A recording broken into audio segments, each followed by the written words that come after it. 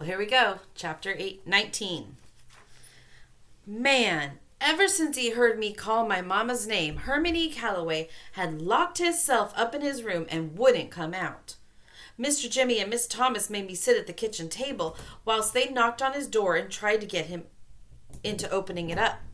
But the way they kept saying, Herman, soft at first, then louder and louder, it sounded like he wasn't talking back. After the longest while, they decided to let the big baby have his own way and came back downstairs. They sat at the kitchen table with me. Miss Thomas looked at me and said, My. Mr. Jimmy said, Now look here, Bud. He wiped his hand over his face. You're sure your mama's name was Angela Janet? I said, Yes, sir. And the two of you had the same last name. Her last name was Caldwell, too? She never said nothing about being no Calloway? I spelt it out for him. No, sir. Her name was Caldwell. Caldwell. It seemed like he finally believed me. He said, Okay. I hope you don't mind me asking, Bud, but it's pretty important that we know. How'd your mama pass, and how long ago was it? Pass was just like gone. It was another one of those words grown folks use instead of dead. I said, I was 6 years old when it happened, sir. I don't know why. She was too sick to go to work for 6 days in a row. Then one morning I went into her room and she was dead. But she didn't suffer or nothing. It happened real quick. She didn't even have time to close her eyes. She didn't look like it hurt or nothing. Miss Thomas reached across the table and touched my arm. She said, I'm sure it didn't, Bud. I'm sure it was very peaceful for her. Mr. Jimmy said, When she was living, Bud, God rest her soul, what'd your mama look like? This was another strange question, but before I could answer, Miss Thomas said, James, what are you insinuating? I knew there was something familiar about this boy. I don't know how I had missed it before, but look at Bud's eyes. You have to ask if this is Herman's grandchild. Mr. Jimmy said, Now hold on, Grace. I'm just trying to ask the questions I know Herman to ask if he could. Ain't a thing wrong with being certain before we jump to any conclusions. Now, what'd she look like, son? I said, She was real pretty, sir. Mr. Jimmy said, I bet she was, Bud, but that ain't what I meant. Was she short or tall? Was she slim or big-boned? I said, I don't know, sir. She was real pretty and real tall and kind of skinny like me, I guess. Miss Thomas said, James, Bud was 6 years old. Everyone on earth was real tall to him. I don't see the point in all of this. I said, Pardon me, ma'am. I know how I can show you what she looks like. I still got her picture. They just stared at me. I said, Can I be excused? Miss Thomas said, Yes, son. Hurry up to go get that picture. I busted up the stairs, but stopped like I hit a brick wall. I remembered how mad and crazy Herman E. Calloway looked when he yelled at me. I tippy-toed up the rest of the steps. Uh-oh. Herman E. Calloway's door was opened up a crack. I held my breath and tiptoed extra quiet and extra fast right into the little dead girl's room. And as soon as I did, whoop, zoop, sloop, my heart jumped down into my stomach. Herman E. Calloway was sitting on the little chair in front of the little mirror on that dressing table. His elbows were on the table and his face was covered by his hands. It sounded like he was having trouble breathing because every time he sucked in a bunch of air, he made a sound like and every time he blew air out, he made a sound like I didn't know what to do. I could tell Mr. C didn't know I was in the room with him, so I could probably just tiptoe backward and get out of there without anything happening. I rose up on my toes, took 2 baby steps back, and stopped. Shucks. I'd come up here to show Miss Thomas and Mr. Jimmy what my mama looked like. There wasn't nothing wrong with that. I wasn't doing nothing that meant I had to sneak out of this room on my tiptoes going backwards. I sucked in a mouthful of air and walked over to my bed. I picked up my sax case and set it on top of the bed. I pushed the 2 silver buttons to the side, and the 2 silver tongues jumped up and made those loud click-click sounds. Herman E. Calloway still didn't take his face out of his hands. He kept going,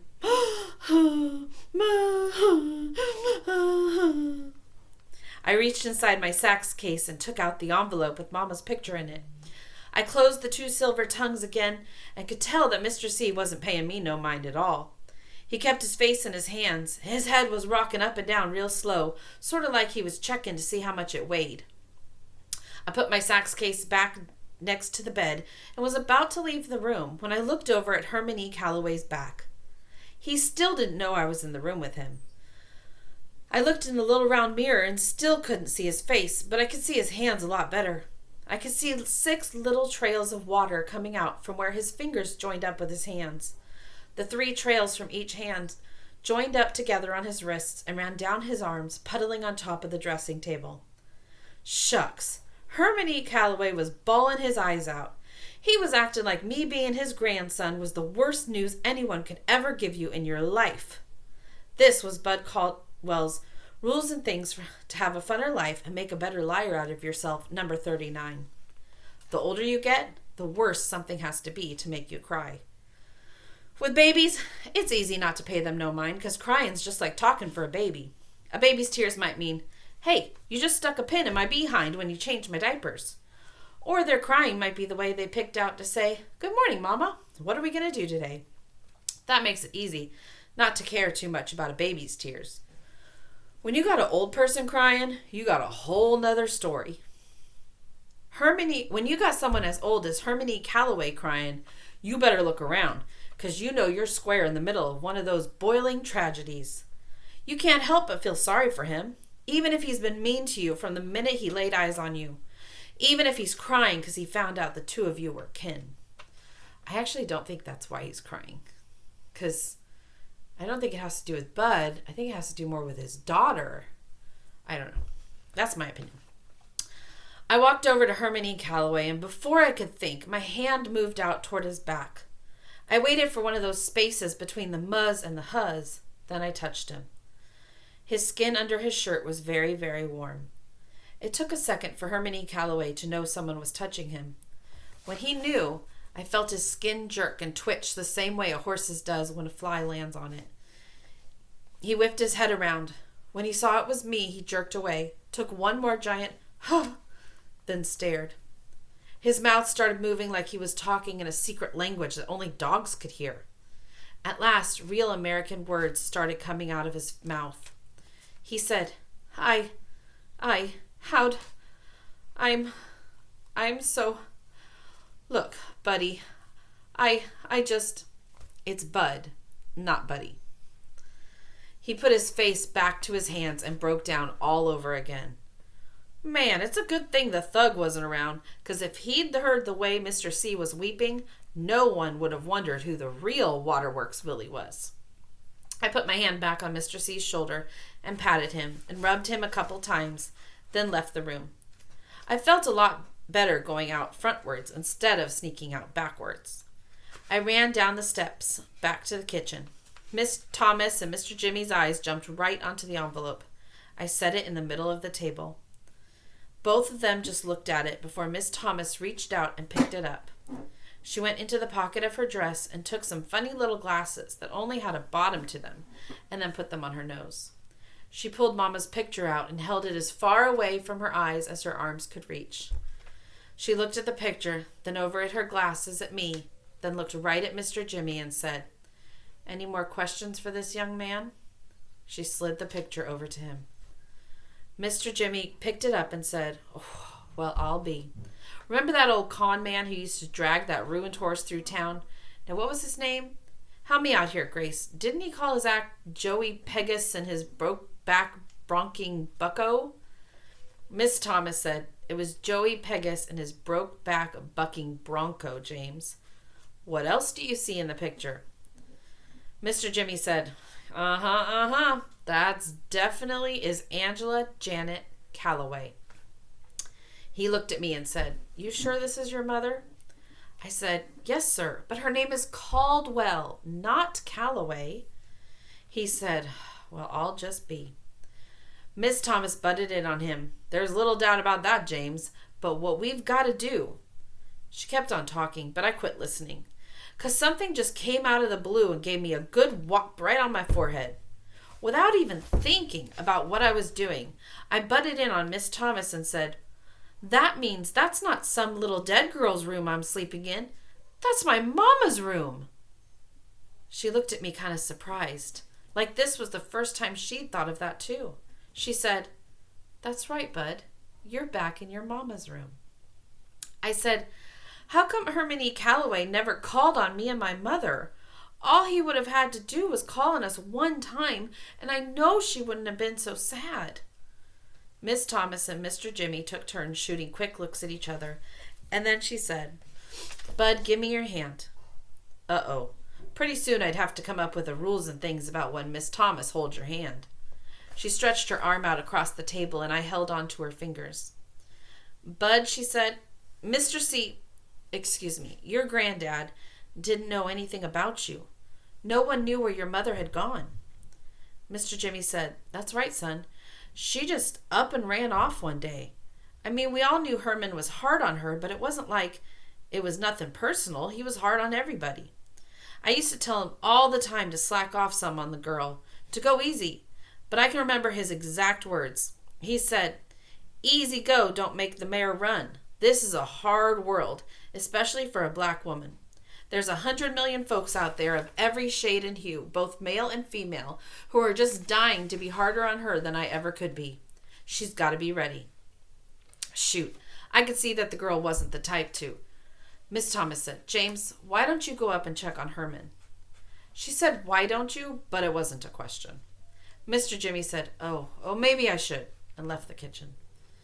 Miss Thomas told me, "Bud, I know you can see your granddad has troubles getting along with most folks, right?" "Yes, ma'am." "I think it's because he expects so much out of everybody, himself included. And when you set your standards so high, you get let down a lot." I shook my head up and down, acting like I understood. She said, "Now take your mother, for instance. He was so proud of that young woman, and he loved her very, very much. He was determined that she was going to be the first Calloway to get schooling all the way through college. So he thought he had to be strict on her, but he went overboard. Bud, simple as that. He used to crow about how his mother and father had been born slaves, and how now it was only 2 generations later and the Calloways had come so far and worked so hard that one of them was actually going to be a teacher. It was his dream, not hers. Not yet, anyway. And he never gave her time to pick it for herself. The more he pushed her, the more she fought him. Finally, it got to be too much, and she left. We think she ran off with one of Herman's drummers. We've been hoping for 11 years that she'd send word or come home, and she finally has. Looks to me she sent us the best word we've had in years." Miss Thomas smiled at me, and I knew she was trying to say that I was the word that my mama had sent to them. She said, "Wait here for 1 second, Precious. I've got to go to my room for something." Miss Thomas was probably saying that as an excuse so she could blow her nose and cry. But she came back in a flash. She was holding an iron picture frame and handed it to me. "This has been on my dressing table for 13 years, Bud, ever since your mother was 16 years old. Now it belongs to you." I wanted to say thank you, but I just stared at the picture in the heavy iron frame. It was Mama. The picture only showed her head. All around the edges it was smoky or foggy, so as it looked like Mama had poked her head out of a cloud. And Mama was smiling. The same soft smile she'd give me when she got home from work. It'd been so long since I'd seen Mama smile that I wanted to laugh and cry at the same time. Miss Thomas said, "Let me show you something, Bud." She took the frame out of my hands and said, "Watch this." She moved the picture up and down, left and right, then around in circles. Do you see how her eyes are on you at all time? No matter which way you look at the picture, she's watching. It seemed like Mama was looking direct at me no matter where Miss Thomas put the picture. I can keep this? I feel like I've been holding on to it until the rightful owner came along, and it looks to me like he's finally showed up. What took you so long, child? Miss Thomas patted me underneath my chin. She said, "But Bud, we've got a problem I'm going to need your help with." Uh-oh. "You said you were 6 years old when your mother died." "Yes, ma'am." "Okay, so that was 4 years ago." "Yes, ma'am." "You can remember how bad you felt when you first knew she was gone, can't you?" "Yes, ma'am." because it still feels the same. Well, you've had 4 years to try to heal that scar, but it still hurts some of the time, doesn't it? Sometimes a lot. I know, Bud. But remember, your grandfather and I just found out that she passed. The hurt is brand new for us. Miss Thomas started swallowing. And even though he hasn't seen her in 11 years, I know that there isn't a day that goes by that he doesn't think of her. He'd never admit it, but there isn't one show that we give that he doesn't first look out into the audience. Not to see how big the crowd is, but hoping that she'll be out there. Hoping that she would have seen a flyer tacked to a telephone pole somewhere and would stop by to see him. He loved her so much, Bud. Sorry, sweetheart. She took the hand she wasn't squeezing my fingers with and took out a handkerchief and blew her nose. Those stones that he picks up everywhere he performs are for her. She must have been 4 or 5 years old. The band was getting ready to travel to Chicago for a week, and when we left, he asked her what she wanted him to bring back for her. He was thinking a doll or a dress or something, but she told him, "A walk, Daddy. Bring me back a walk from Chicago." So everywhere we went after that, he'd have to get her a walk. He'd write the city and day that we were there on them for her. He's got boxes of them upstairs, 11 years worth. So, Bud, I don't know how Herman is going to be feeling after this. That's where I need your help. You've got to remember that both Herman and I love your mother just as much as you do. This didn't seem like it could be true. Not just because it didn't seem like anyone could love my mother as much as I do, but because it didn't seem like Herman E. Calloway could love anyone at all. Miss Thomas said, "So if you can remember, Bud, be patient with him. That ornery old man upstairs is very, very hurt right now. And I just can't say where he's going to land after this news gets through blowing him around." Miss Thomas was starting to do that stingy-eyed blinking. "So we're going to have to give him some time. We're going to have to let him find out how he feels before..." Mr. Jimmy came into the kitchen. "Grace," he said, "he wants you." Herman E. Calloway was making everybody feel like they had the blues. It looked like Mr. Jimmy just wiped some tears from his eyes, too. Miss Thomas came around to my side of the table and gave me a hug. She said, "You okay?" I said, "Yes, ma'am." He said, "Should I go see how he's doing?" "Yes, ma'am." She left the kitchen, and Jimmy went into the living room. And Mr. Jimmy went into the living room. I picked Mama's picture up and put it back in the envelope. Mr. C chose a good name for this house, because not a second went by before the back door came open and the dusky devastators of the Depression walked in, talking like it was going out of style. As soon as they saw me, they got all quiet. Doodlebug said, "Hey, Sleepy LeBone, where's everyone at?" I didn't want to embarrass anyone by saying that all the grown folks were sitting all over the house sobbing their eyes out, so I said, "They're around." I remembered not to call the band sir. Steady said, "Well, it's you we wanted anyway." He put a old cardboard suitcase on the table and said, "I told the fellas how hard you've been hitting that recorder and how proud I was of you. So we put a couple of nickels together." He acted like he was yelling into the other room. "And Lord knows on the peanuts we get, it was a real sacrifice." He slapped some skin with Dirty Deed, then started talking regular again. "Anyway, the thug saw something at the pawn shop and we picked it up for you." "Can I open it?" The thug said, "Well, if you don't, I don't know who will." Eddie slid the cardboard suitcase over to in front of me. It looked worse than the one I used to carry around. One of the snaps on it was busted clean off and the other one was stuck. Steady Eddie said, "It's what's inside that's interesting. Just pull on that snap real hard." I pulled on the snap and it came right off in my hand. The thug said, "I knew it. The boy's just too country. He ain't used to handling fine merchandise. We should have just given it to him in a paper bag." I opened the suitcase. Whatever it was wrapped up in crinkly, wrinkly newspapers. I started pulling newspapers off and could tell that their gift was real heavy. All of a sudden, a shiny piece of gold showed through. I snatched more paper off and couldn't believe my eyes. The dusky devastators of the Depression had put their money together and bought me a baby-sized horn like Steady Eddie's saxophone. Steady Eddie could see I was stuck, so he lifted it out of the suitcase and fished around in the bag for the mouthpiece, the neck, and the reed holder.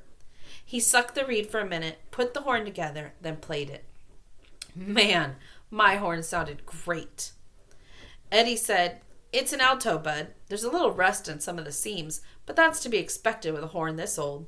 It's still got a good tone to it. This dent didn't throw her off too much. He showed me a big dent on the bottom of my saxophone. I repatted, refelted, and resprung it. The rest is up to you. He reached in his pocket, took out a can that said Brasso on the side. Get you a rag and shine her up. A man should polish his own horn. I looked at my bandmates and said, Thank you very, very much.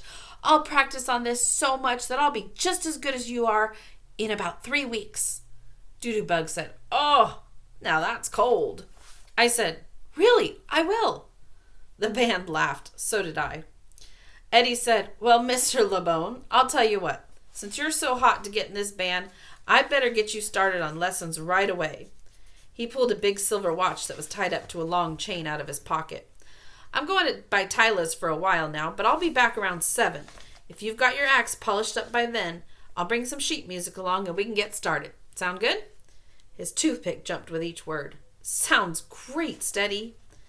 Eddie took the strap off his neck and handed it to me. I put it on, and Eddie handed me my saxophone for the very first time. It was the perfect weight. I said, Can I be excused? Dirty Deed said, What, you ain't going to blow us some notes? We want to hear what you got, Mr. 3 weeks from now.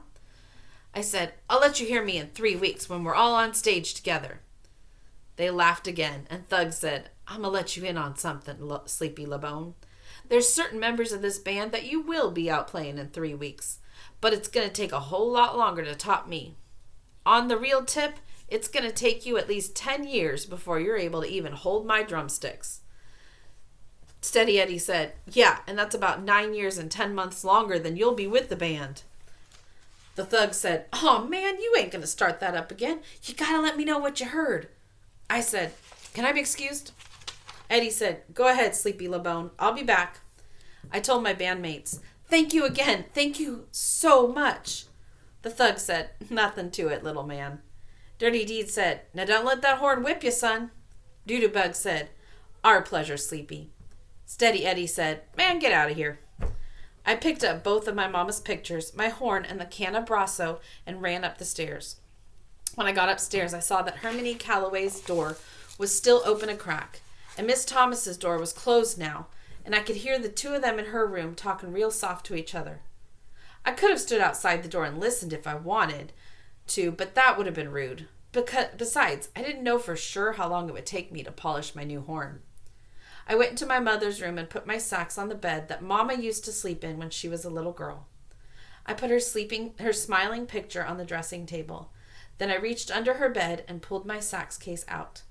I snapped the 2 silver snaps and started taking out all of my things.